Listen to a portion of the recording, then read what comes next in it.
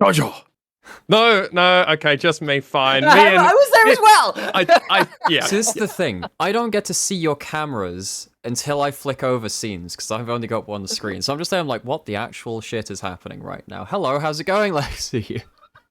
Hello, everybody. Welcome to the LJL Officially Unofficial Podcast, Season 2, Episode 34. I will be one of your three co-hosts, Alex, otherwise known as Lexi. Thank you, Nymera, for that introduction. Welcome, one and all, to the LJL Podcast. We talk LJL here, but, before I get any further, I need to introduce my co-hosts, one and only Nymera. Hello, sir, on the opposite side of the screen for everybody. How you doing, buddy? I'm doing very good because of stuff that we'll be talking about very shortly. Obviously World's group stage has started. We've been watching most of the games, like, in some form. Finally got to go see some friends in the UK scene recently because there were some events around London, so that was really cool. Had some social time. Need to remember to eat and drink. That's the problem with being busy. That one can be difficult. But you know what? It's been a pretty okay week or two. Glad to hear. Nishlice, how you been doing, buddy? Welcome, as always.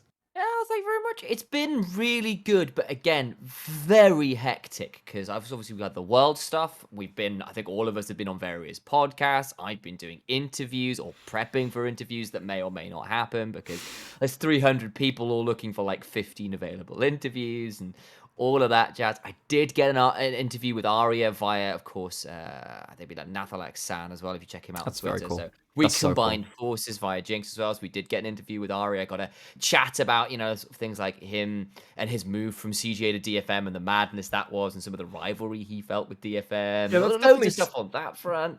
By the way, go check it out because a lot of people aren't asking those questions. And we know that stuff, so that's why you need to go read it. Find out that information, dude. Well done. So like loads of stuff. So it's been loads of stuff. Obviously, it was EGX on Saturday. There was a big sort of London United event at Red Bull Gaming Sphere in Shoreditch, like on Sunday as well. So lots of really cool stuff, but just a lot. And I kind of hit this afternoon. I was like, yep.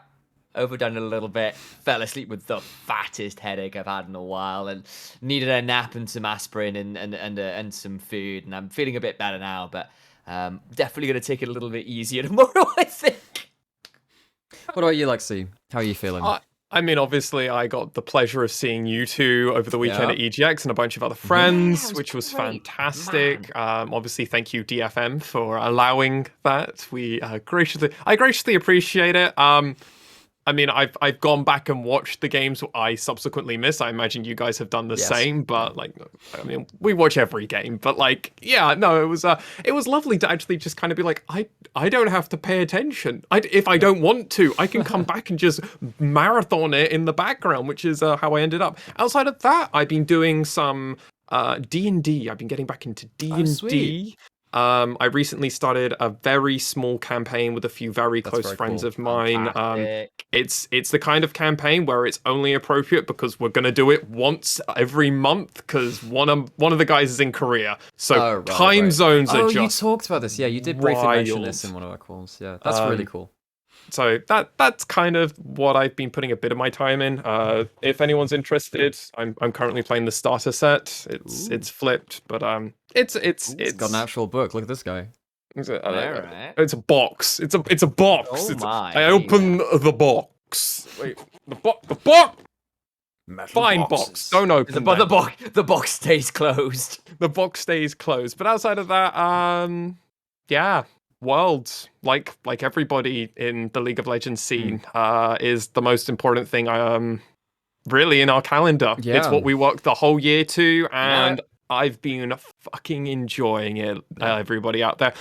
Lads, I think we should just really dive into this because we've got a lot to cover. Because we haven't even talked on the podcast since play-in's finished. Obviously, this is post day 2 of groups happening, right? So we've seen a couple of days of things, and that might take some fire out of the sails of some wind out of the sails of some ships and all this other stuff. But holy fuck, guys, we made it to groups. We did it. First place. DFM did it. We did it in first. I even chatted with Ari and I said, "Look, did you expect the tiebreaks?" He went, "Yeah, we did." You love to hear it. I love the confidence coming from them. I mean, it's so funny. It seems like some of the players were like, we're gonna get it. It should happen." If you've had the opportunity to watch the DFM behind the stage, that they always put out for LJL, but they've done it for the day that history was made. Yeah. I think is what the title they called it. You can tell how much it meant to them. Yeah. But we should probably rip that band-aid off in case anyone listening to this podcast doesn't know. DFM made groups, as Nightmare already said, in kind of a surprising fashion more than anything else, because they got to play the tiebreaker, as initially I said, get the rematch, and then the win. But we're going a bit ahead of ourselves here, gentlemen. Let's go back and try and capture our feelings and thoughts after each of the days. And also, I think we should probably also say our relative power level for the group. Yeah. Because for me, this group, at the end of day one, I was like, oh my god, Galatasaray are actually what I thought we would be. And then it turned out that actually some things turned around. So day number one, we played Unicorns of Love and Cloud9. We went 1-1. The game versus Unicorns of Love, I will say, was probably the weakest game we've had. Weakest win. It was the weakest win. And even then, I actually thought Steel and Aria played that game really well. Yeah, they did, yes. It came at the cost of some objective setup, which I think has haunted us a little. We thought we were a little bit in the Cloud9 LNG school of thought, where sometimes it says, we're gonna turn up to this Herald dance and look to take some dance numbers, or have your dance card filled, and hasn't always worked out. Even in the win, that sort of I know I'm jumping ahead a couple days here, I'm sure we'll come to it, but that Cloud9 game, this is the second tiebreaker, that second Herald, where we kind of think we've got the collapse on Fudge, and really Fudge was the one collapsing on us with the rest of his team. That has happened occasionally because other teams are as willing and quick, if not quicker, to the ball around these objectives than we are sometimes, and that has hurt them.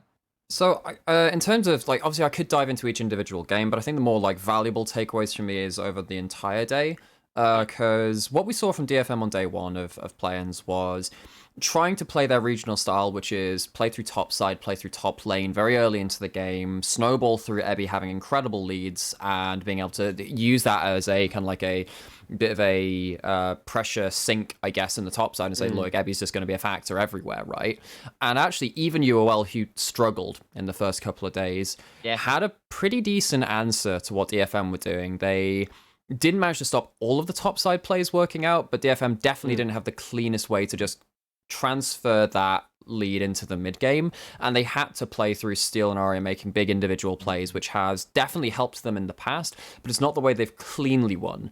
Then you go over to the C9 game, and similarly, they maybe had a route to play through top side because the bottom side of the map was never realistically going to be winning, and they couldn't really bring that to fruition. That has a lot more context to it because of the draft which happened, which I'm sure both you want to talk about at some point too, because draft is actually and how it evolved throughout the days is actually pretty big for DFM. They adapted quite well, but on day one, there were a couple of issues, but for me, the big takeaway was, all right, DFM trying to play through top side and getting stalled out is not a great look for them. Was a little bit worried. The 1-1 result was not bad. It just gave us a lot of question marks, particularly as you were saying, Lexi, because Galatasaray had a very good showing on the first day.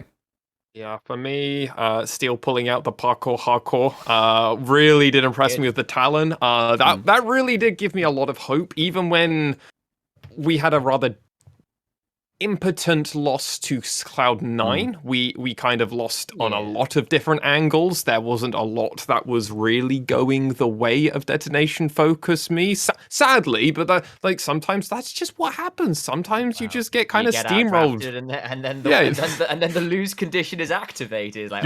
We have no winning lanes and we're losing. And Gnar loses the level 1 trade into Aurelia, so has to teleport back. And we're pathing away from top, so we can't play towards our potential 1-win condition of getting things rolling topside. Shit. It was a bit of a doomed draft. And I know you two were significantly more down on DFM after that first day, but I was pretty okay. I thought, look, I always knew it was going to be a little bit of a scrap, potentially, in the first day, particularly, at least my end. I think the surprise for me on the day one was, Yo GS are better than I expected, Yo BYG are worse than I expected. But there was always going to be in my mind, look, Cloud9 were always going to come in ready to throw some punches. And that was basically what happened. And I actually said, you know what? I think that's probably okay for DFM. I expect them to recover from this, but I expected these teams to how do I put this? I didn't expect this to be DFM in the LJL where some of these other teams just can't compete on a mechanical level with DFM. This is a team of some incredible veterans, some insane players. Just look at C9's budget for their team, right? Like that meme now of defeated 5 millionaires. That's what DFM standing for is kind of true, right? Like you look up, and obviously NA's salaries are somewhat inflated, perhaps compared to a lot of the rest of the world. But the point stands, those are very high value players, depending on whether they're playing up to their standard. But you're coming in and it's gonna be hard. I mean, on that same metric, I mean, like obviously, like what was Perks the 6 million move? No, Sword Art was the 6 million one. I'm trying to remember. He's 11 million for his 3 years. Okay, right. But like, we know that C9 has like a very large amount of money put into it. Very powerful organization. Yeah, they're partnered with Microsoft for their back end stuff, right? But like from everything that we've heard, like DFM's whole roster in terms of academy players too is below 2 million. Yes. Like the whole roster. Of course, we don't know about external stuff, but in terms of the salaries... And this potentially isn't also including like academy as well. It's like every single player. It's like everything in the organization to run for a year is potentially under. Like we're not including like the cost, like you were saying, Nightmare, like the external stuff. No, because actually a lot of where Japan gets a lot of their money from, Japanese teams, is through marketing deals and ad revenue. We know how crazy Japanese ads are, but like effectively, regardless of exact numbers, like... 1 or 2 players' salaries from C9 is probably funding the entire DFM. Perks and Vulcan definitely is the whole fund. Yeah, and that's like the most paid and least paid, I believe. Oh no, it's Fudge is the least paid on the team. Sure.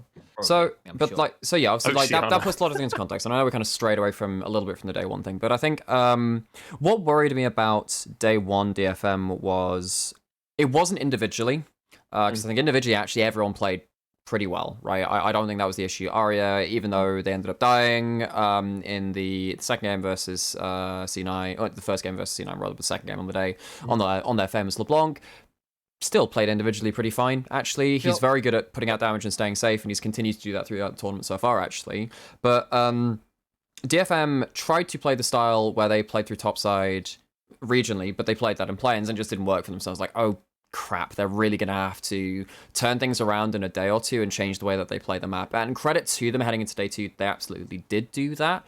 But on day 1, I was sat there like, okay, they're going to have to adapt. And also the other thing was, DFM basically couldn't deal with Aurelia because they wanted to play shit like the Gnar topside blind pick that because that's what they've normally done. But basically, DFM are not an anti-Aurelia team because it has too much control over laning phases early and it works too well into their champion pools most of the time. So if they're not going to pick it themselves, and it gets picked against them, it works quite well, and it works quite well into what DFM have been practiced with. I'm not saying that there's no world where they can't play against it, but just on paper, I'm sat there, I'm like, actually Aurelia as a champion is not something which DFM typically have shown stuff that can work against it. And no, that's not as always like, no, this instant loss thing for DFM, but given their Gnar priority and stuff like that, it's a difficult pick for them to deal with. And obviously, C9 pulling it out with Fudge, it looked pretty nasty against them. I mean, I'll also add in, I actually just think that a lot of teams at Worlds in general find Aurelia quite difficult to deal with. You look at that ban rate on that champion, and people are really scared of it, and rightly so. Like, that champion is terrifying. You can flex it. You can find a good matchup for it. Unless you are specifically counterpicking it, it's pretty hard work. And even then, it's pretty good into most 1v1s. It's when junglers get involved. Aurelia can start getting punished because she can overpush. Like, Aurelia right now even beats Darius. Like, you just all in Darius and kill him. Like, it's a very strong champion, don't get me wrong. But particularly around what DFM play, like, they weren't equipped to do that. So I'm like, oh, crap. This is a bit of an expose on what DFM really don't want to happen. But even then, like, there were some positives. It's just like, if you're going to get out in top 2, this might be an issue, particularly with Galatasaray looking pretty strong on day 1. Thankfully, though, we get to find out what Galatasaray are made of right away in day number 2. Yeah. Hey, if they're going to be coming in hot, we're going to have to fight them then and there. And honestly, to hit on a point that we made in the before Play-Ins podcast, last episode, we said we would have to beat all the minor regions. This doesn't matter. And that's pretty much the attitude we had when we went to our live viewing. We were like, it really doesn't matter how good they looked yesterday. You can't They played afford to other lose minor against regions. the pool 2 teams. Yeah. Exactly. We need to just go in and smash them. Oh, and our boys did us proud after day number 2. It was so good. And this was where the paradigm shift happened for DFM for me, really for play-ins. This is the match where the paradigm shift truly came in. The Ebby Urgot came through. We also kicked it typical for the LJL, and we did the hyper carry special bot lane, and it felt like I was like, oh, we're home, boys. This is how we can get into top 2, and then we'll figure it out through that. And it looked really good for us, I think. Yeah, I agree. I also think it showed. I think it also, like, because we chatted with Kazu a little bit as a group in general. I know we all sort of threw some DMs that way, and he was sort of saying, look, really glad that we didn't fight Galatasaray on day 1, because no one knew what to expect from this team. Like because they'd stomped their region so hard back home, it was so difficult to know like where they actually stood. And last time they saw them, actually, Kazi reckoned that GS played pretty similarly to DFM. So like, wait, if we're kind of going against similar styles and they've got some extra hidden stuff, this could be a bit awkward, right? Yeah. So it's like having a couple games before they saw them was really important. And they actually came, and it turns out if GS didn't snowball hard topside, they became a significantly easier team to take down. They didn't play well from behind because they were so used to playing from ahead back home regionally, and that's always a risk actually when you come to international events. If you've been stomping hard at home, that you can forget how to play from behind, and it turned out to be a little bit that way. That teleport from Ebby, beautiful stuff. Yeah, and that very early teleport play down bot side well and truly kind of set the stage for this game, and the momentum, right? I remember while the 3 of us were live viewing this, by the way, ladies and gentlemen, if you're interested in watching our live view second round robin that day where all of the games are going to matter for DFM, we will be live viewing it, don't worry. And then subsequently, potentially we're going to do some live viewing, most likely quarterfinals, semifinals. Well, we'll see what happens. Figure it out. Yeah, because like it depends on free time and actually whether we are like need a break. We'll see. But follow the LJL Twitter as well as our individual Twitters to know what we're doing. Oh, got to get the plug in there. But yeah, no, after this, Galatasaray felt like after we beat them and we were tied 2-1 with them at that point, I was like, okay, C9 is still kind of an issue, but they're probably just going to take first now. Beyond look trash, relatively speaking. Like they weren't trash. That's me being a bit rude. They'd only played 2 games by this point. They were seriously underperforming. Yeah. They had a good game versus Unicorns of Love, which made me a bit more hype on them, but I was like, the problem is, again, you're at an international tournament where you Galatasaray were 2-2. My apologies. Yeah, Galatasaray 2-2 in the end, and unfortunately for Beyond, like Doggo is a superstar, Kino is not.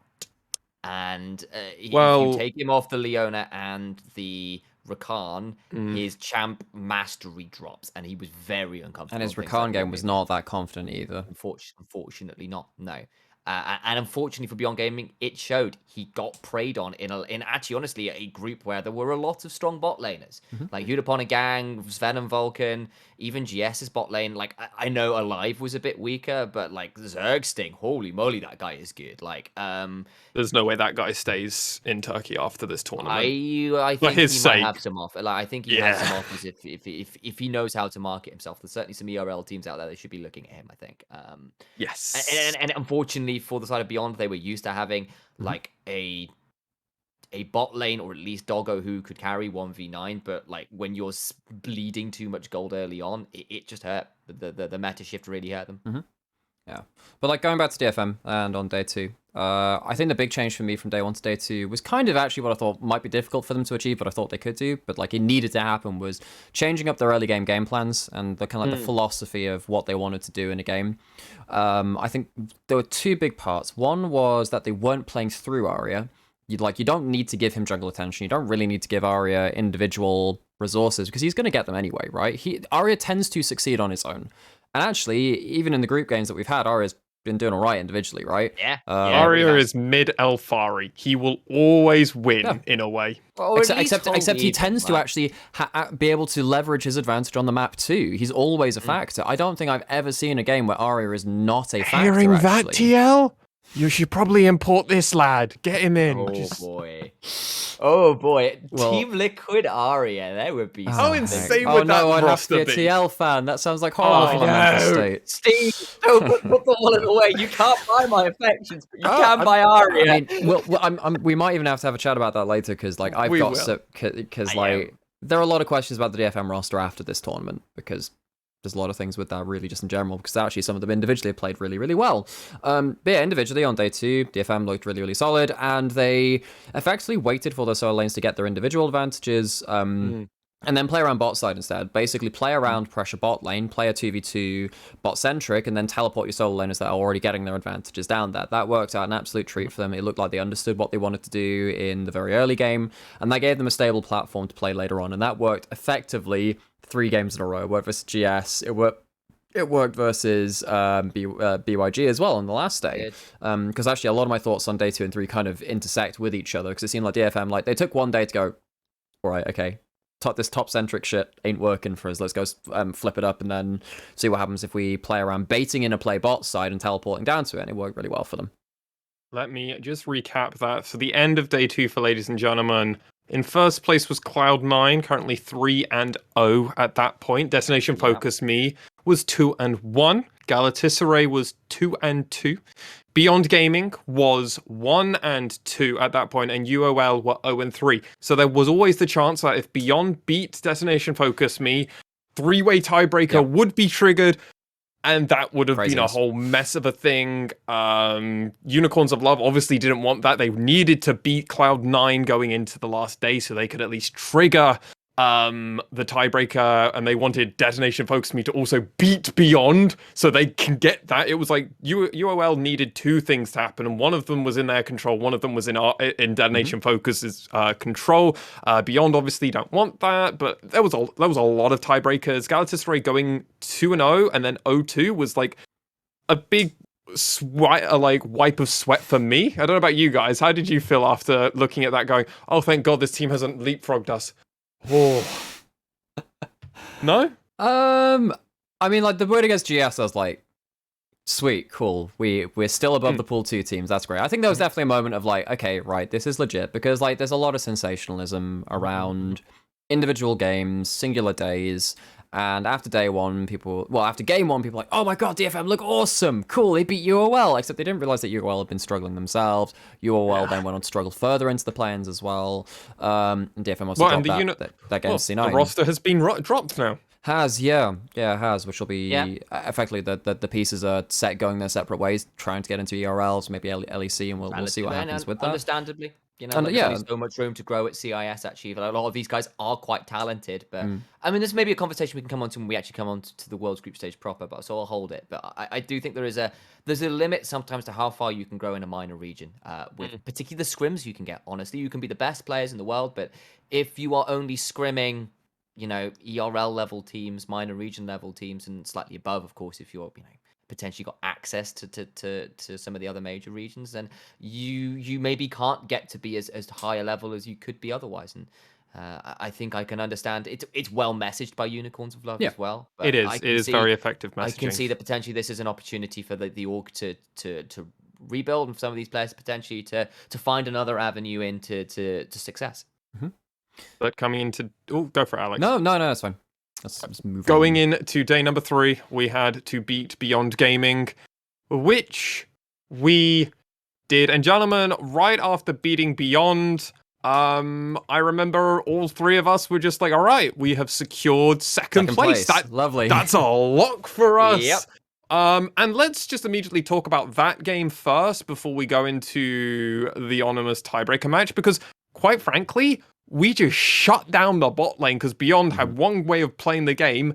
It was through Doggo. We just denied them that. Similar to what we predicted, because we were like, we're so practiced in doing this because we've literally got like 3 teams in our local meta that only do this. And they're no. I would argue maybe Axis is actually a better version of Beyond at this point now. I think with what Beyond showed internationally, they definitely struggled. I don't know whether I could definitely say definitely better. I think obviously I think I'm being a little if you chucked Axis into planes, they probably have rookie nerves. I think Honey probably is do very awesome. similar. I think Honey, so's Doggo, right? Like it's that's true. And I actually think Mega Min perhaps would potentially struggle against some of these mid laners, that kind of deal. Let's Mega Min. Yep, there's a lot. I think Mega Min's good, but he's just raw, is what it is. And I think actually they're in a very similar vein though, right? Where you've got like a playmaking jungler and AD carry. Everyone else is good, but not like the focus of the show, even though they know how to play their parts. Yeah.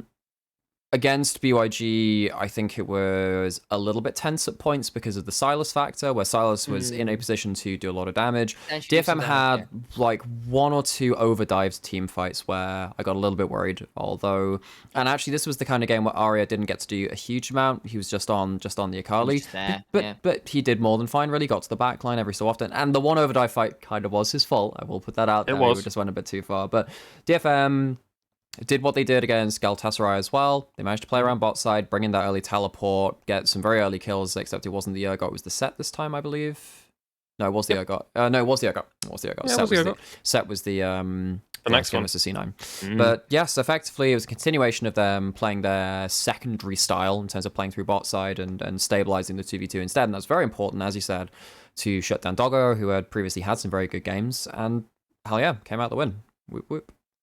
And then, gentlemen, we sat and watched together with not really bated breath, with very casual breath more than anything, because we were like, well, it's unlikely Unicorns of Love are going to do much of anything versus Cloud9.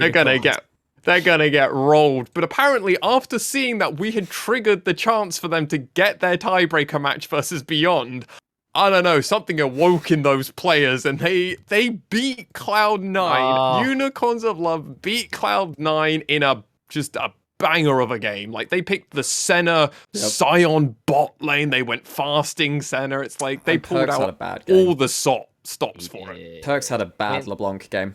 He got beat by Nomads in the 1v1. Unicorns of Love, like, focused a lot of attention on beating him down, but Berg put himself in a position to get slapped with a hammer a few too many times. He overdied. So when you're on LeBlanc, you always, I mean, because we see so many very good LeBlanc players, and actually Perks is one of the better LeBlanc players of all time. We kind of used to seeing LeBlanc jump in, jump out, be completely safe, but that's not actually as easy as it looks to do. You need to start your jump at the right point and like make sure you actually have a place to ping back to in safety. And there was that one fight around Harold around topside where actually Perks was jumping off of a tank to try and get a kill, flashes over a wall, and it just pops back right into a Sion Q, and you're like, this is not a safe place for a LeBlanc to be. So yeah, Perks struggled that game. I think C9's decision making kind of came to the fore again, and suddenly with that game down, we sat there like, oh bloody hell, we've got 2 wins on the trot coming into this. C9 just came off of their sole loss in the round robin, and it unlocks the last place team as well. Yeah. I have to imagine C9's mental game was boomed. The thing is, they did get an hour to reset and collect their thoughts. It was not immediately straight in. The Unicorns went in and Beyond won. And in a very cruel twist of fate, Beyond kind of fell apart right after this game because of the current scandal that is going on. Yeah, right. Okay. So I was on a podcast with Kelsey Moser and a couple other people, like it was Beatdown Boulevard and Cubby, a couple of the American casters as well, or not North American casters actually, or to clarify, because obviously it's a bigger region than just America. Anyway, but we basically went, yeah, he did it for publicly available Insta titties. That's what it was for. He got catfished. He got catfished by publicly available. It's not even like they were private pictures; they were publicly available. And again, it wasn't like it was hugely malicious. He wasn't like he was giving away whole massive things. But he basically likelihood of picking Oriana Silas, which is just dumb.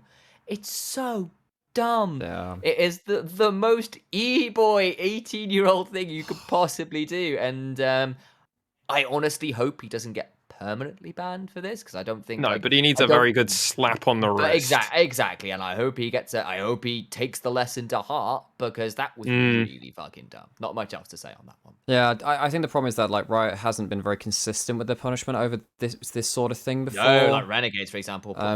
Yeah, exactly. So I'm interested in what the response will be post tournament. Obviously, BYG are out now.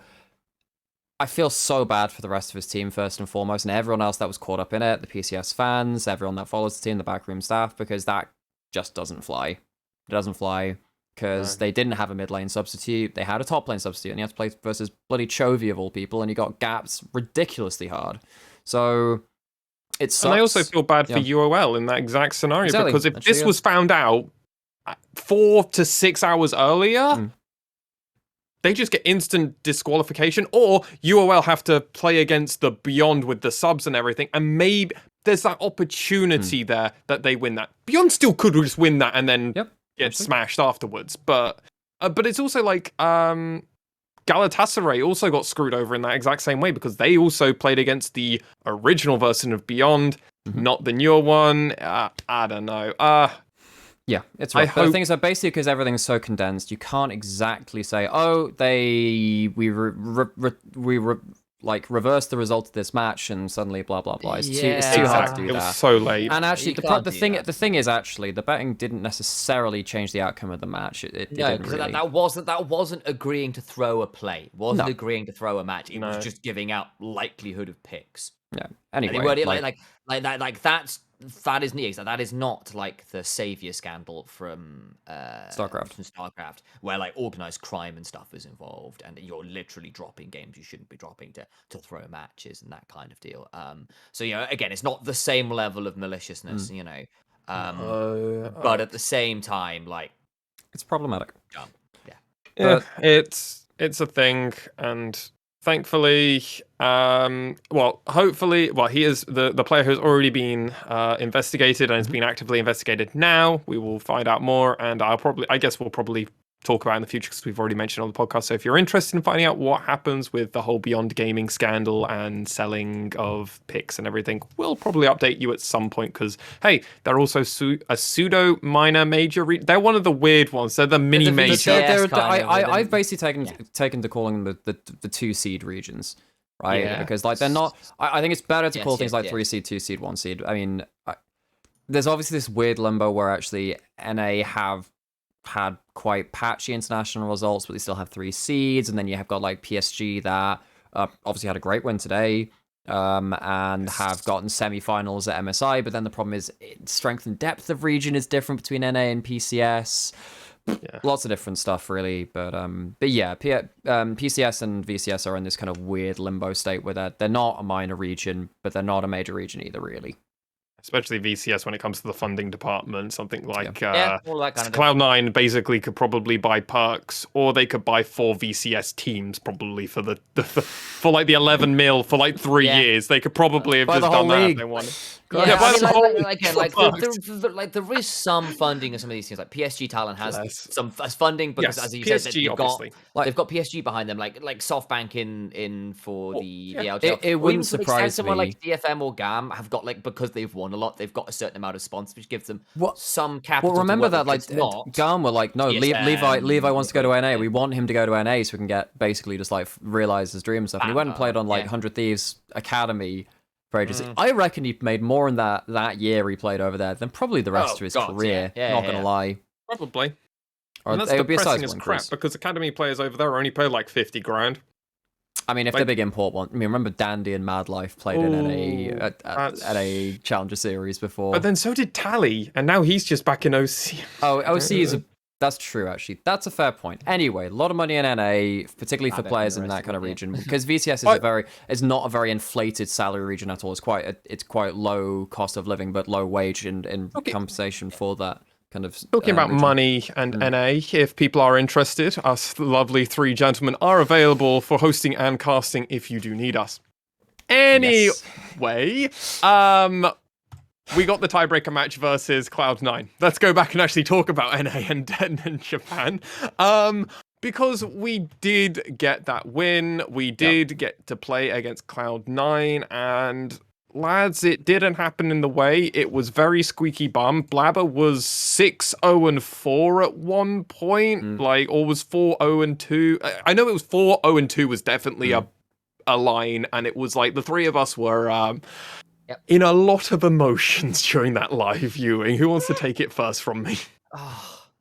Holy moly. It was a moment, because it started really well. We got like Gang gets that massive engage. We got the first blood down there. It's a strong bot Vulcan lane, which ints.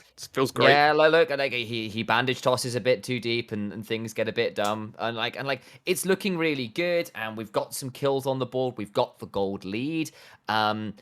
But C9 are getting some of the objectives. They get the first herald, they get the first dragon. We start to set up for this second herald. We think we've caught Fudge over shoving for the tower. We go in and Fudge kills the tower, walks his way through, and there's a bullet time bandage toss, casts Sad Mummy on the other side of the wall. And it's like, oh shit, we're kind of losing control of it a bit. And then it ends up in this really tight scenario kind of from this point where C9 feel like they've come back into it. They've got themselves an Infernal Soul point, but DFM are winning every team fight. Every 5v5 looks pretty good for DFM bluntly because they've got such a heavy front line. The poke means nothing to a set who can sit away for 10 seconds and come back with his HP back because of his passive. And it's looking kind of good, but it's coming down eventually to a bloody Elder Dragon spawn. I mean, it's a bit mental at that point, and it kind of we win the fight, and it's kind of amazing for me. Yeah, obviously it was very tense on our end of things because we're in that kind of point where we're not necessarily watching completely analytically. There's a lot of emotions running high as well. I think DFM did really logic well went out the window the moment we got into pick and ban phase, man. DFM did a really good job in the tiebreaker of understanding after a certain while if they grouped up that they could basically outplay and make the game very, very difficult for Cloud9. There was basically a point where if Olaf was in front of the Orianna ball and the rest of the team was behind it, there was a problem for C9 because suddenly that shockwave pressure, because of Aria's individual advantage, would be built up throughout the laning phase and then finding so much side lane farm because no one could really stop Orianna from doing that. Then like the shockwave's just this overwhelming threat of Misfortune can't walk up.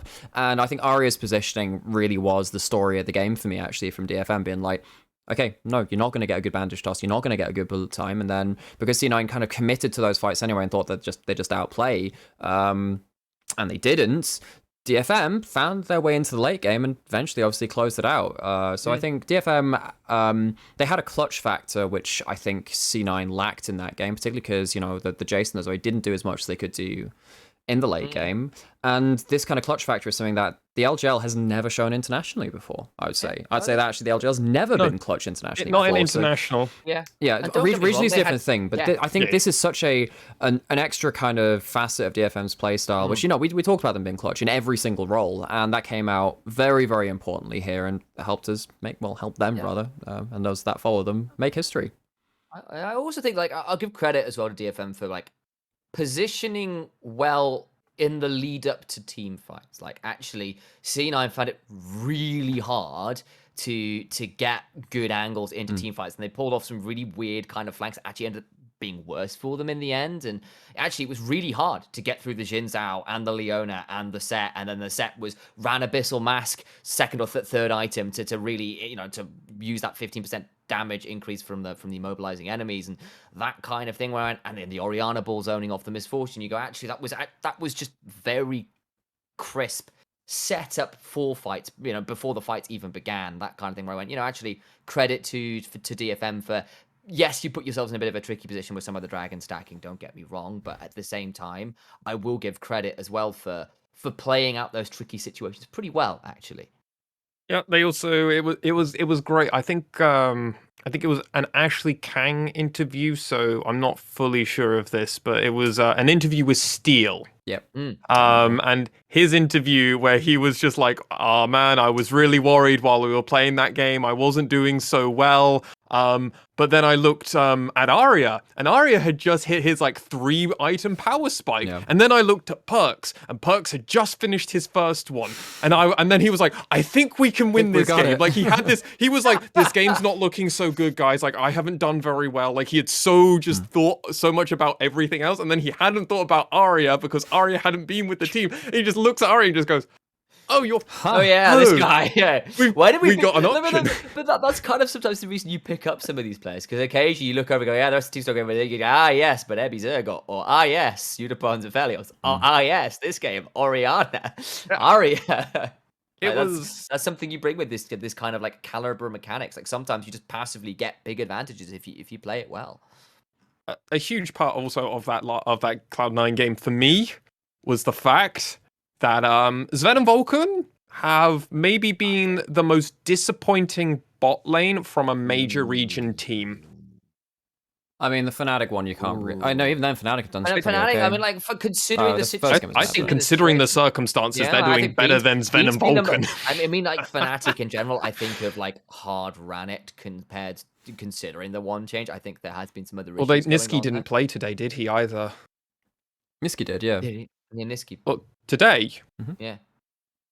I thought I No, there was a meme. There was a meme that Niski put out because his name was misspelled on yesterday. Okay. Where someone had he was called Nidki for whatever reason yesterday because the official broadcaster put a D rather than an S in because obviously S and D are next to each other on the keyboard. Typo on the overlay. And so he said, "Yeah, no, Nidki's getting subbed out for to the Niski PSD tomorrow." file. I was like, I swear to God, I watched him play, but then it's like I saw someone be like, "No, he didn't play." I was like, "That's what it was." You got baited by the meme.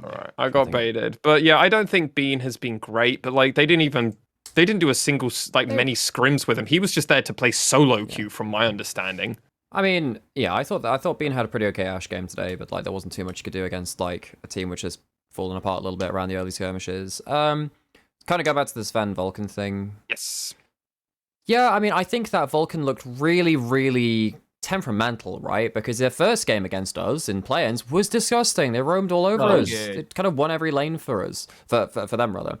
And then like you go into some of their other games and like the Mima game versus in the tiebreaker was not awesome. So I think they've been very on and off. I think they've been the most inconsistent bot lane from major region, definitely. We know that they do have a high upper end.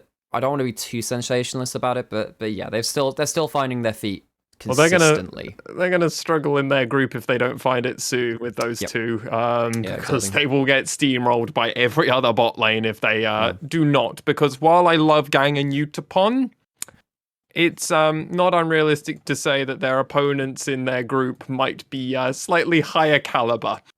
You've arguably got 2, maybe 3 of the absolute best bot lanes, like top 5 bot lanes in the world.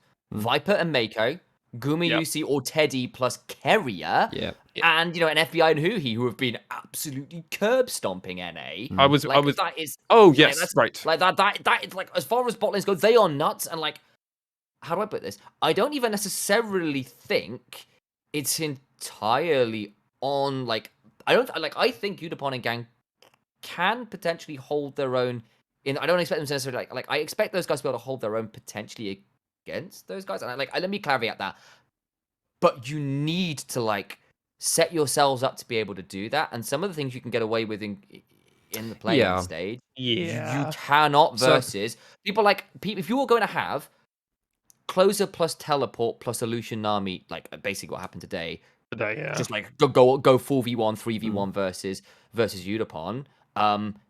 You're gonna get of course you're gonna get curb stomp. They've trained all the time for this. Like Lucian Army, people can play and play. They struggle as hell can in groups. My biggest takeaway from groups so far actually has been that if you are losing in your 2v2 bot with a lane which isn't really designed to gracefully lose, your game just falls apart. Like you need to have a Braum or an Ezreal or something that like is really okay to play weak side. And actually, Yuumi can be that too. And obviously, Yuumi's been like a really big story for the group stage. But like, so what happened today? Because again, this is being recorded after day 2, and everyone that's watching live, hi, you probably just saw the games yourself.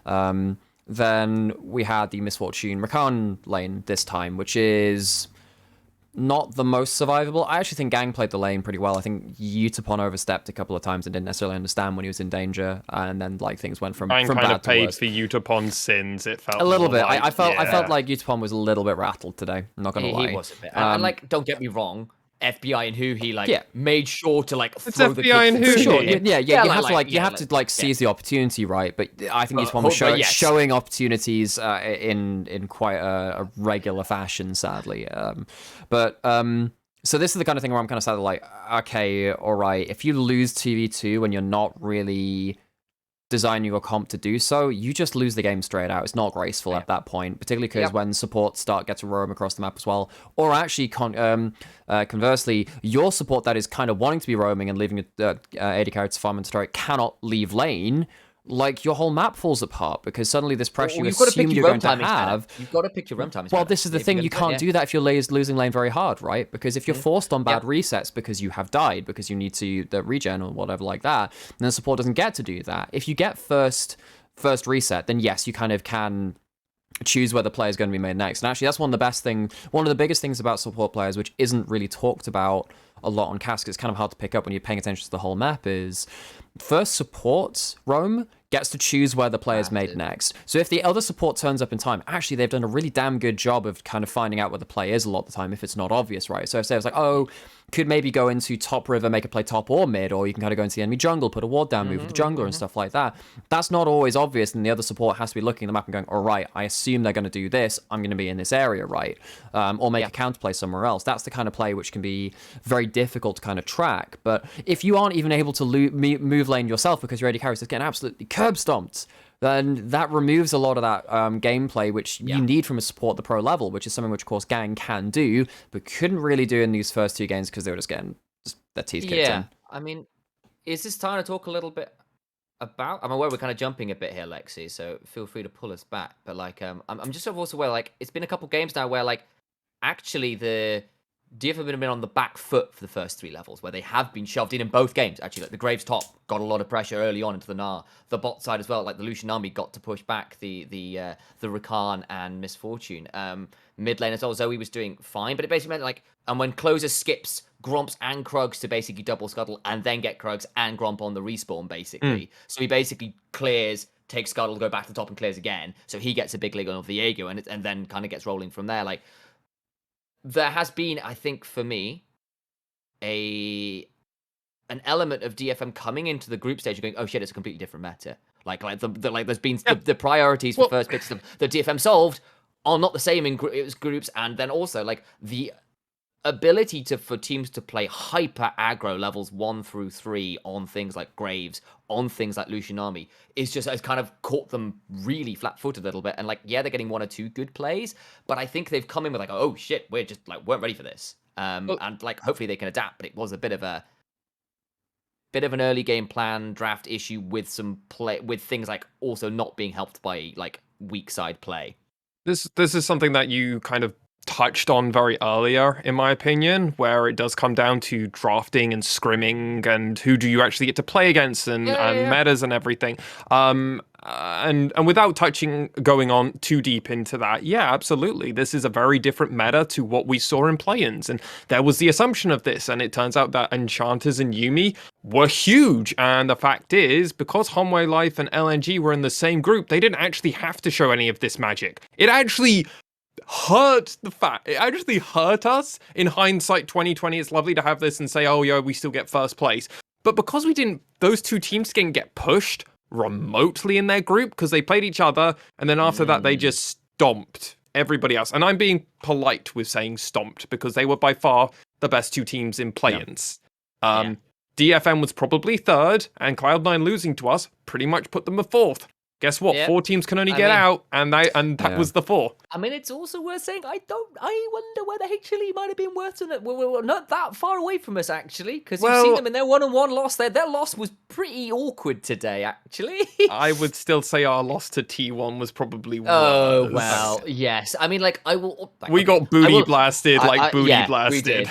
We booty blasted. Yes. We got booty blasted by T1, like DFM due to burning core. Yeah, like I'll also put this in legit, here. Actually. There is an element of like T1 have exceptionally defined strengths. Like they are, in my opinion, the best early game team in the league. If they get rolling early, they absolutely turn into an unkillable demon king.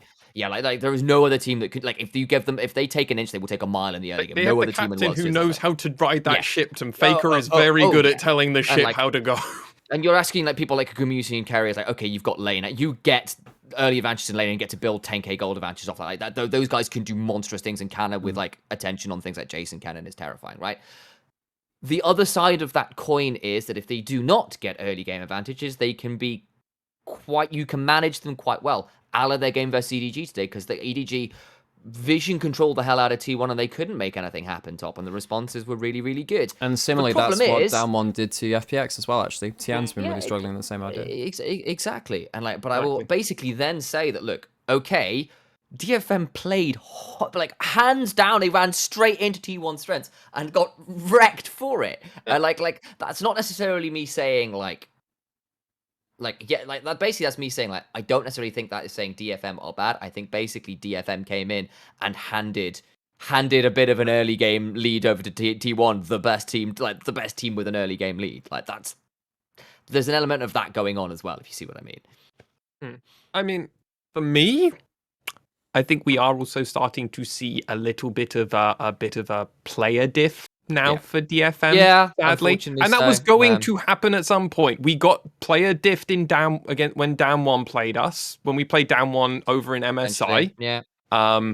And I think what we have confirmed here is that Cloud9, or realistically, 2nd to 3rd seed NA, equivalates to where DFM are now. Yeah, that's probably not unreasonable. And I think that's also saying probably 3rd, 2nd on a bad meta for EU. 4th is where DFM are also sitting in the EU department. I have no idea for LCK and LPL. Those two regions scare the shit out of me to try and compare. I think sometimes it's not mechanically very good. It's the team play that lets those two regions down. LCK is Borderly as well. LCK is a bit harder to track, right? Because I mean, their top. I mean, Damwon is so ridiculously top heavy in their region. They are so out and out the best team, and T1 were so out and out the second best team, even though they were behind them, right? Yeah. Do I think that DFM would be able to consistently take victories over both Genji and HLE? Consistently, no. I think it'd probably be like 70-30 to those teams. Is it impossible? Also, no. You still take those odds, right? And that's better than... I mean, I still think that DFM are one of the better actual pure wildcard teams that we've ever seen. They're definitely up there. Obviously, you've got teams like Albus, Nox, Luna, where in their meta they were just very, very strong. They took games off Rox Tigers, one of the best teams in the world in Season 6, right? Like, there were definitely times where you're like, oh crap, this is ridiculous. But I'm looking at DFM in this group, and I think at this point, they had found a way to kind of like learn their version of the meta. And their scrims, we already saw them as soon as they started practicing for groups. Their scrims were much harder. And like, oh, bugger, this is quite difficult now. Came onto stage and they had a bit of a poor meta read in their first group game matches. There are still 4 games left for them. I expect them to take a win at some point. I don't know which team it will be versus, but I think they will have another couple of better drafts where they'll have found a way to deal with the Graves top, which they've been struggling with so far. I think that either deserves a ban or something else. Well, and found a way to pretty scary. Lucian Nami's actually scary at groups like that. That's part of the deal, right? Like that's a lot of scary stuff. Yeah, like that. The things that you had, and like DFM are quite a smart adaptive team, and they've got really good coaching stuff. Like they kind of took like that Leona first pick versus C9 in that tiebreaker match.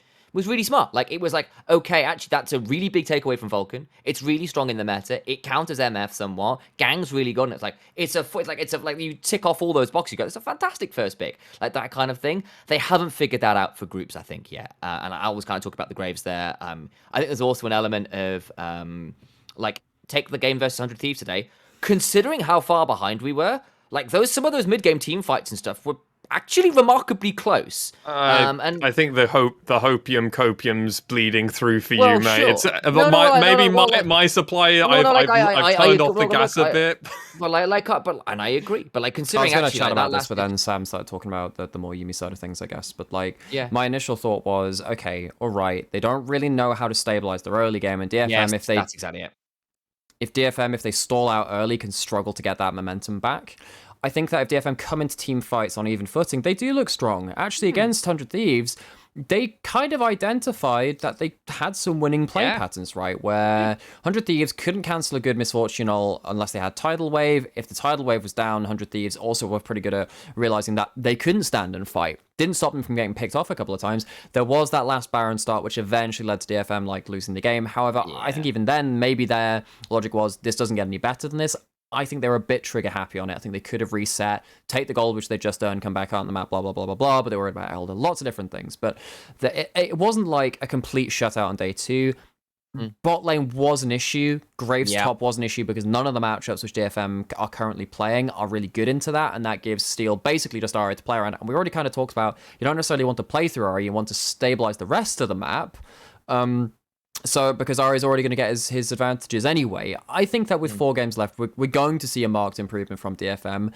Is it enough to take, like, 2-3 wins.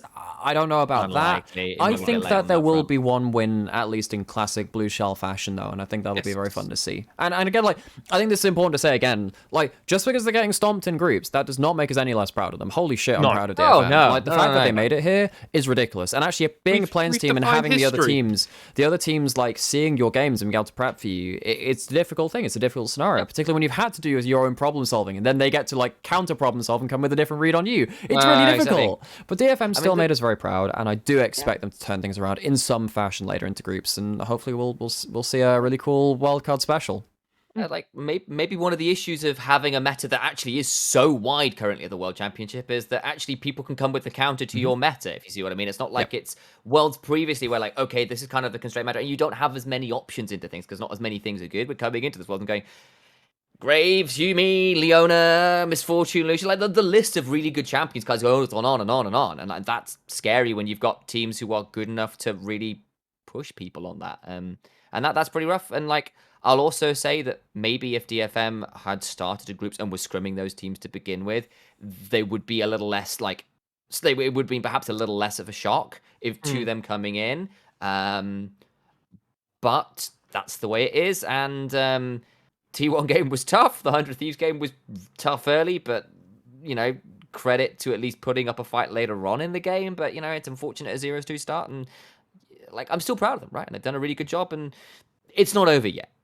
And I mean, the good thing about that 100 Thieves game, at least specifically, is that Arya still had a really fantastic game. Oh, like, yeah. There is still absolutely, you can be like, well, Arya's still rising his stock throughout Worlds, and he is like trying to just go ding, ding, ding, ding, ding, ding, ding, ding. Like every time I think he landed a paddle star onto, like I'm thinking the one where he landed the paddle star, the sleep paddle star on closer underneath his turret, when he was like, I'm gonna clear the wave, and that Arya's like, fuck off. And it was just like oh, okay. It's like, yeah, this guy's really, really good, guys. But we'll talk about that in a bit more. I've got a quick question, because we're talking about the huge thing. Initially, you seem very passionate to talk about how wide the meta is. And this is something that's popped into my brain. I had this conversation actually 3 or 4 days ago. I can't remember who. Maybe I've already had it with you two. We'll find out, and maybe we'll do it on the podcast. Should League of Legends Pro Play have a wider champion banning system? Should we have more than 5 champions for both teams to be able to ban? Should we adapt a Dota-style way of banning, or maybe at least the amount that Dota ban, who, by the way, we have more champions than Dota, and they ban more champions than us in their competitive games. I think 10 isn't really enough when you're looking at 170, 180 champions currently in this game. Should we be maybe looking to go to 7, maybe 14 bans, maybe 15? I don't know. I'm asking that out. So there's a couple things to keep in consideration here. So I'm going to come at this from something of a game design point. Is you have to start asking, what is your end goal with bans? Like, in some ways, it's basically to allow a certain control over, like, removing things that are absolutely ridiculous to play again, or are particularly good for 7, or, like, against your comp and that kind of thing. And there's a couple things to keep on top of that. One is how, like, particular pro, and I'll do this one primarily from a pro level rather than from a solo. It's only for pro level, because again, like, for solo queue, it's a different matter again.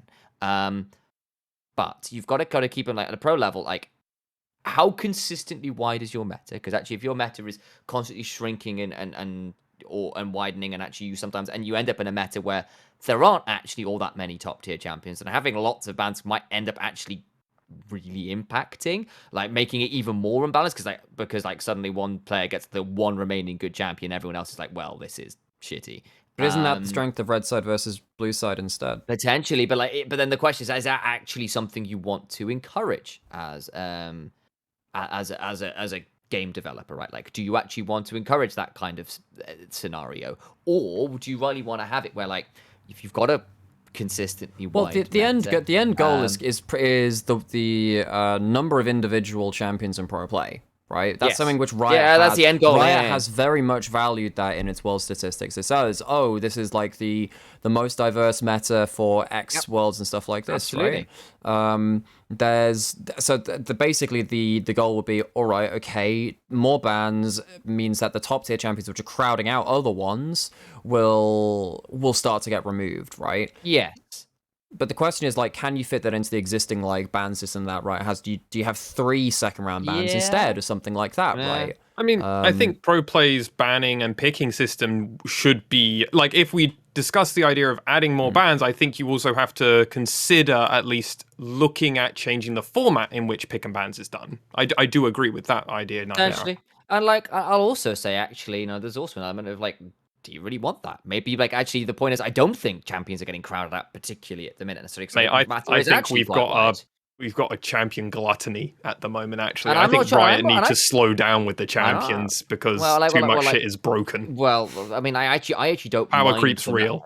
I actually don't mind it at the minute. I think it's quite interesting on that front. But what I will say is, like, also, at what point are there enough champions to potentially add in another ban? You're right, because actually, the more champions you get, the more things you have to consider banning. Yeah. And And when then and where what do is you the what do is like that, what is right? the what is the what is the point to add in another put ban? it this, I put don't it know. this way: if you want to ban out, like, if you want to make sure that it's more balanced between red and blue side, and like first picks and the real power picks are more curtailed, you have to do that in your first round of bans, right? You can't leave it through the second round. So you're probably looking at 4 first round bans per team rather than just 3, and then keep the second round the same. Partly because your second round bans are probably the hardest to do as a team in a lot of drafts. I think that's the one which a lot of teams fuck up the most. Second round bans very well. Well, I think they've gotten better at it, but there have been some points where second round bans have not been very high value. But then also, you know that you're only targeting a handful of roles, or like 1 or 2, depending on how many flex picks are available. There have been, I mean, earlier in the season, and then particularly in last season too, it was all about flex picks. It's like, oh, I can pick Karma in 4 different roles, and Ziggs and similar things and stuff like that, right?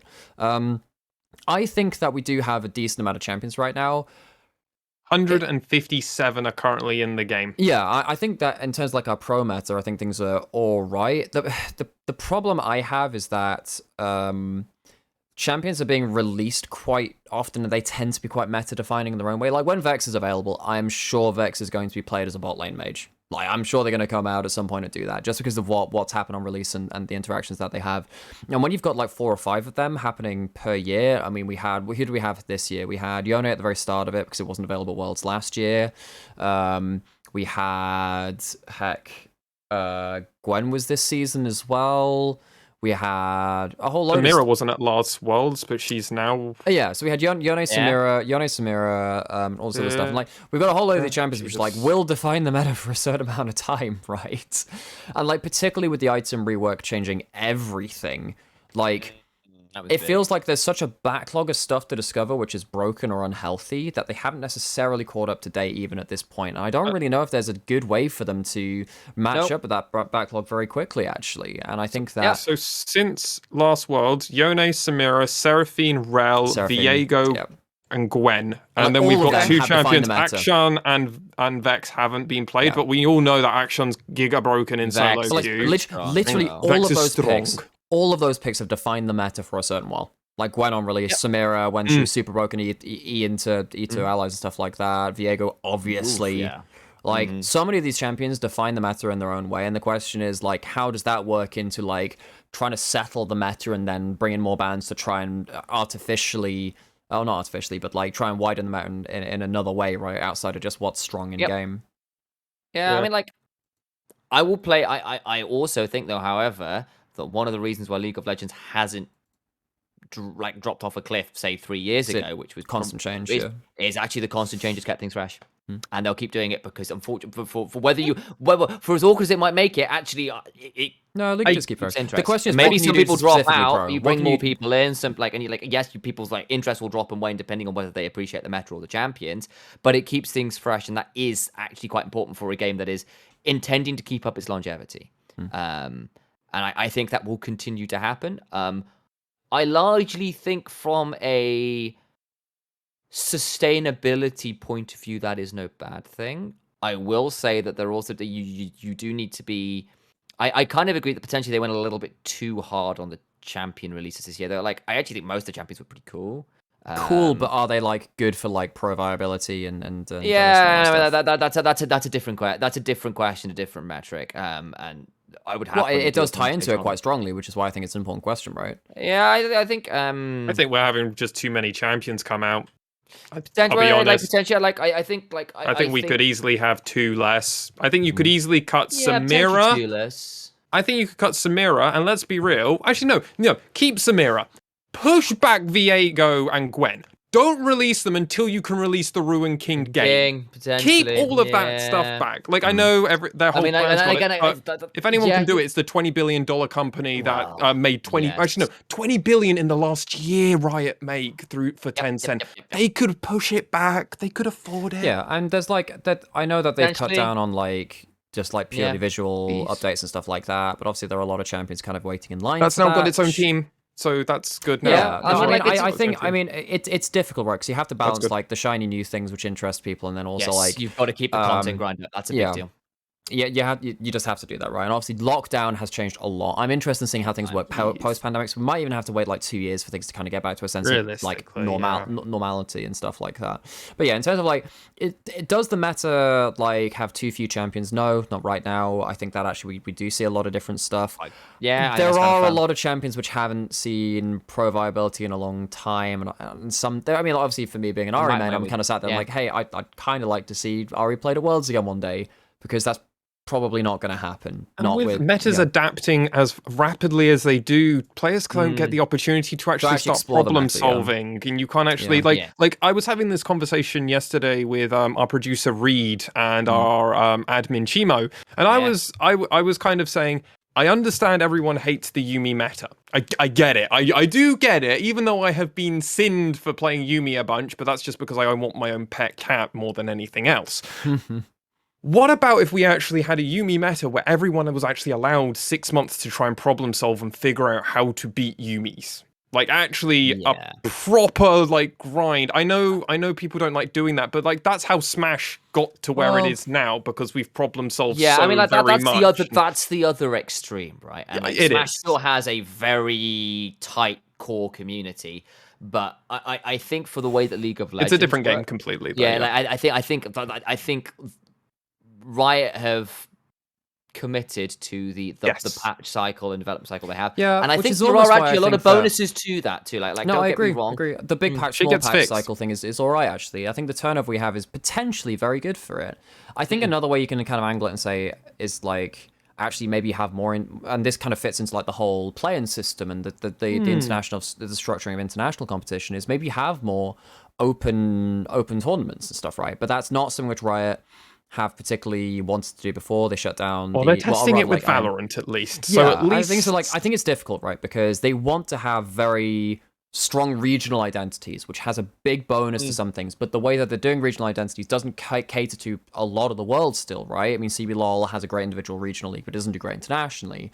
The question is, can you have something within the existing framework which then actually allows people to have more open tournaments and allow like other tournaments to evolve into a tournament meta and have people have like extra time to prepare something, come into the tournament, and then see what happens, right? Like, and you see that with tac shooters all the time, right? With CSGO and your Valorant, like they come in with like one strat, one stuff. It's like, wow, okay, they're really practiced with that. And those are games which have, well, CSGO at least, Valorant less so because Valorant has got Riot, so Riot like to keep doing minor tweaks and everything else. CSGO has gone years where basically it was the same game. But then CSGO is kind of a first-person shooter, and people really like the core mechanic and gameplay loop that is CSGO, whereas it's a bit different with League. I mean, they did have the stuff with Krieg recently, with like, certain gun balance and economy balance and stuff like that. There's definitely some stuff. Quickly gets slapped down like a cat slapping a glass of water onto the ground. Like, I've been playing so much Yuumi. I've been playing so I am a sinner. I am sorry, Nymera. I am sorry. I'm sorry. But the new Halloween skin is really cute, dude. I got a video message from my girlfriend zooming in on the Yuumi pic earlier with Yuumi supremacy typed multiple times in the chat. I was like, smart. Sam, I'm sorry. It's an intervention. You need to stop it. It's exactly. It's the end. That was it. She's all right. She's all right by my books. Yuumi with the Halloween skin is supremacy. We've had Arya supremacy. Yuumi supremacy is here, gentlemen. Talking about Arya. And to wrap up this podcast, because we've actually gone way longer than I thought. Long way. There was a lot to chat about. It turns out. There was. We're gonna let's actually briefly touch on Arya, the Lord, the Prophet, and the head of the church. We are indeed. After this Worlds, and this is a topic we will probably have a full hour to talk about on the podcast, because we'll talk about the end of this version of DFM. Sure. What should our thoughts on Arya's future post this Worlds just right now? And I don't want to talk about this longer than 5 minutes, so I've got the timer on my computer. Go. Yeah. Okay. So where did this question come from at first? Obviously, we can see that Arya's made it to groups. Arya's looking pretty okay in groups. Yeah, looked a bit rattled versus Faker, didn't trade maybe as well as they could do. Solo kills Abadaga, has a great Zoe game versus 100 Thieves, and is actually performing individually very well with not that many resources given from his team, because actually he's going to succeed individually. Again, that's the narrative and this kind of like thing that we've been tracking, saying, hey, actually he's really good just on his own on an island.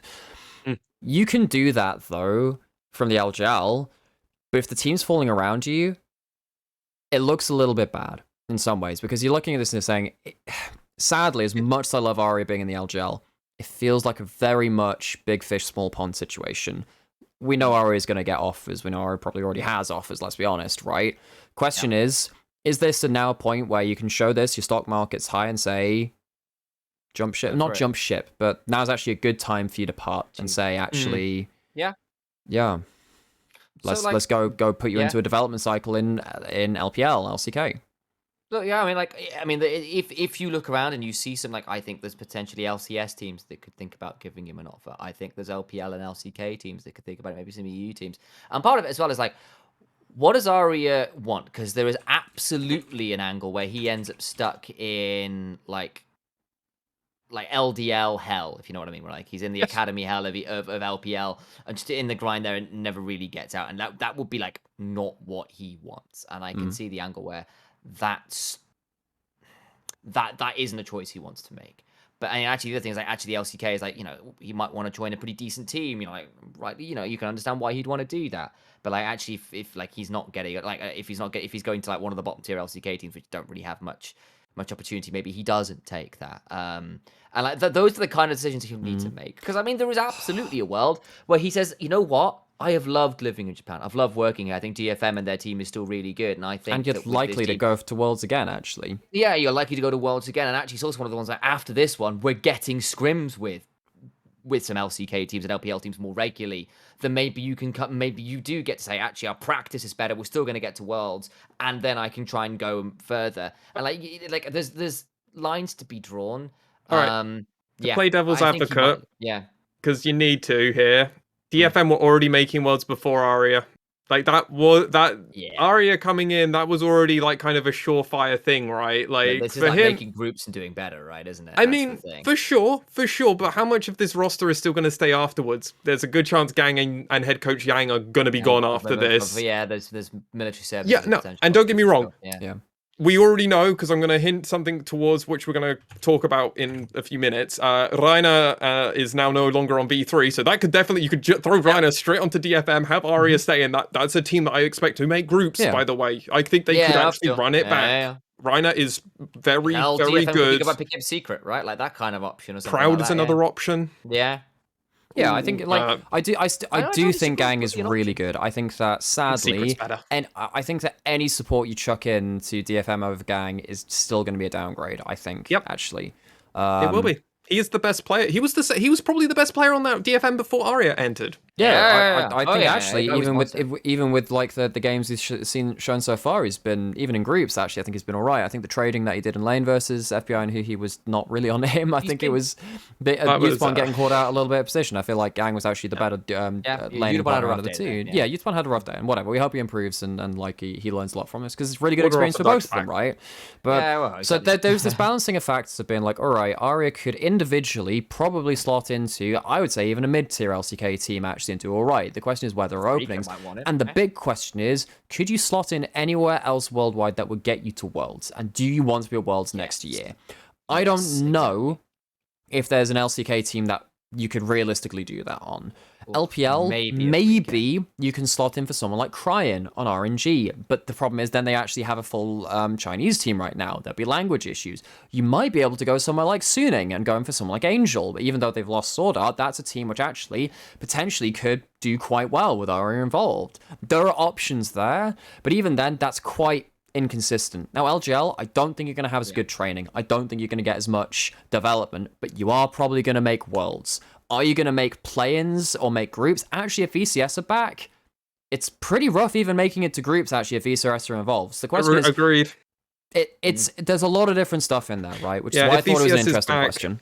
Yeah, I think that's a really good point as well, because if VCS are back, and next we up. want them back, by the way, hell yeah. I miss seeing VCS at Worlds. Like, I would love it, and I mean, Aria is also very young into his career. He's only 20.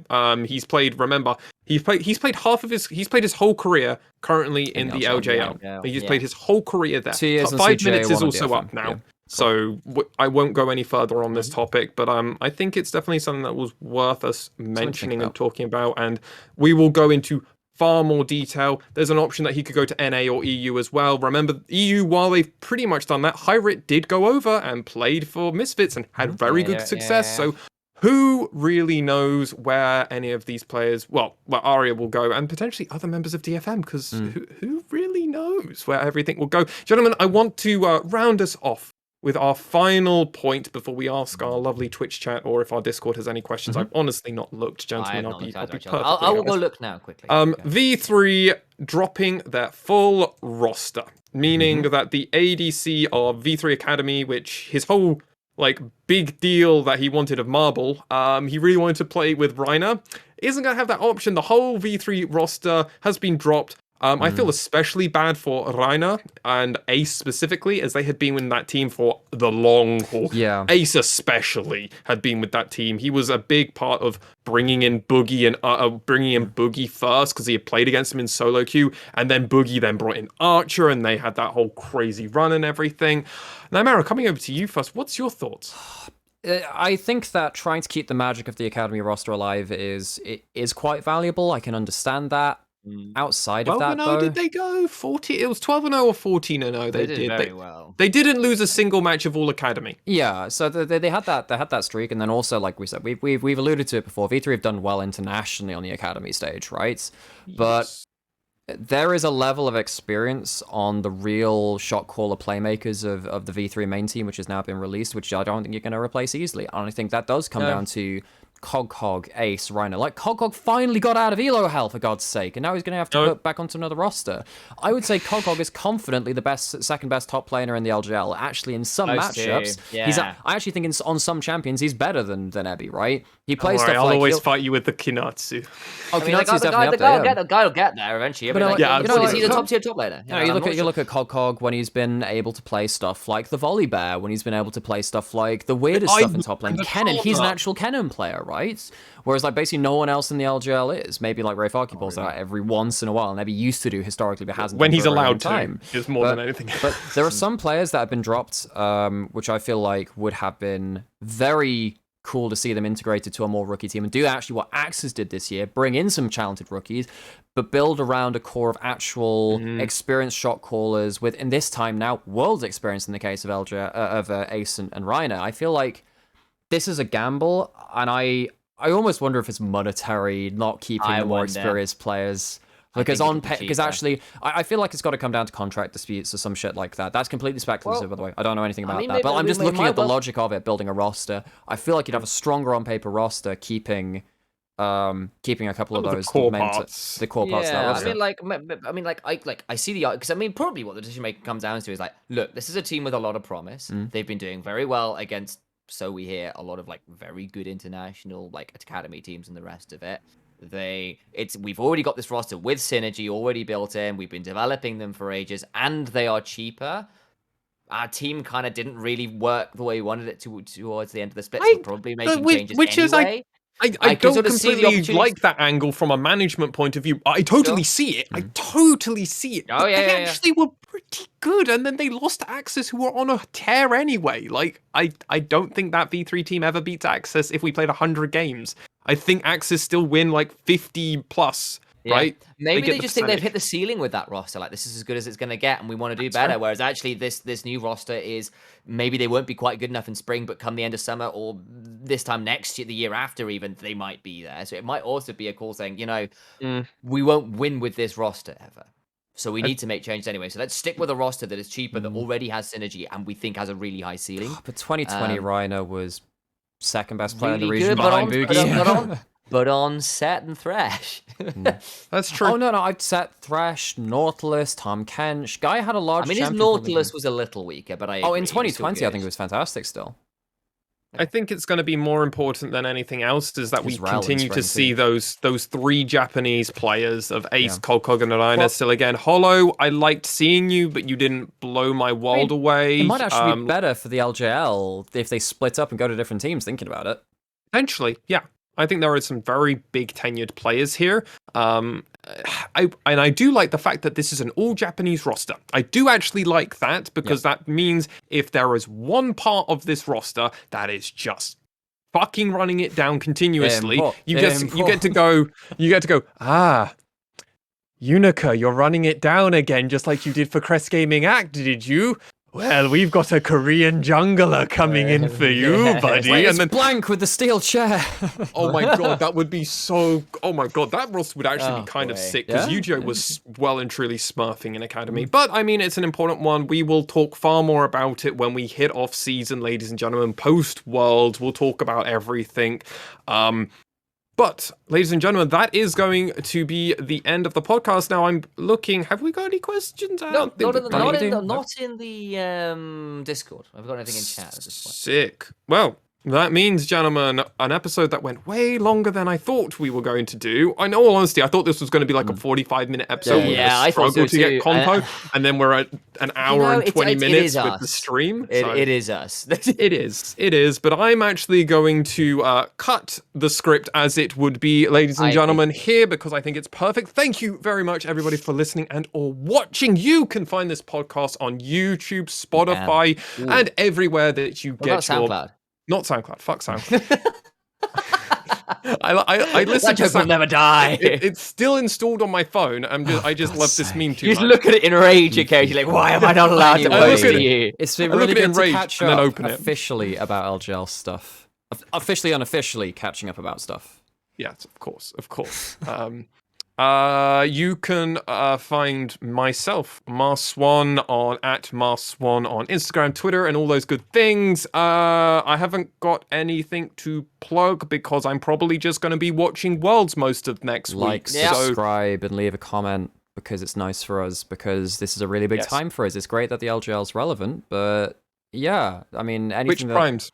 We also have a Ko-fi and all this other stuff. Like, we've obviously done a lot of work for the LGL. It's great that it's paying off in terms of us being able to tell the stories of DFM. But yeah, off-season's coming and it's a rough time to be creatives.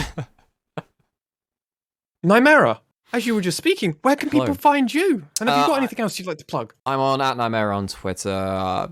Nymera with an underscore on Twitch because I couldn't get the original one because someone's not streamed in like ever and has that name on it. Anyway, I'm going to copyright my name and see if I can get Twitch to remove that actually, by the way. So no one do that first. Probably not a terrible idea. Do that. I mean, there's that.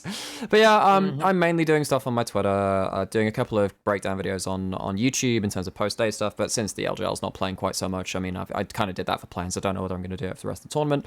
And yeah, I will keep streaming on off-season as well. And if there's any news about me, you'll probably find out on my Twitter again. So there's that. Initialize yourself, sir. Where can people find you? Can find me on Twitter @Initialize, but the L will be a 1 rather than an L because someone already has my actual tag, and that's sad. At some point, I'll probably switch it over to Initialize Cast because numbers and names is very 2003. But there we go. It is as it is right now. You can also find me over on Reddit, of course, it's Initialize Cast, where I post occasionally. But more importantly, check me out over at jinx.tv, and that's Jinx with a G, not a J, where I do some pretty cool writing and interview people like Aria every now and then with the assistance of some of my fellow editors and journalists there. So you can reach me there as well. That's the podcast, ladies and gentlemen. Peace out.